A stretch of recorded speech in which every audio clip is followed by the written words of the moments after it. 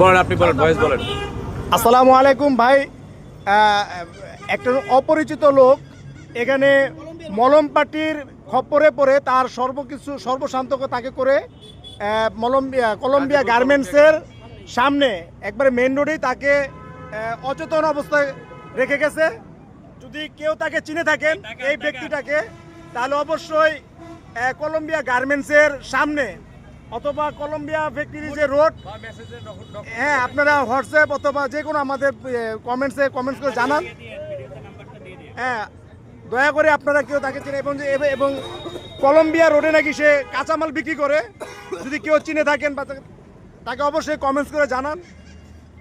এখানে এদের পরিচিত ভাইয়েরা সবাই এখানে আছে, সবাই যারা সেবা করতেছে। আমরা পানি দেওয়া হয়েছে, তাকে তেঁতুল খাওয়ানো হয়েছে,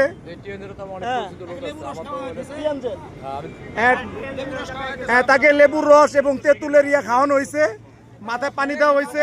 যদি দেখে থাকে ভাই, আপনি কতক্ষণ ধরে রাখি দেখছেন? আধা ঘন্টা ধরে। আপনি?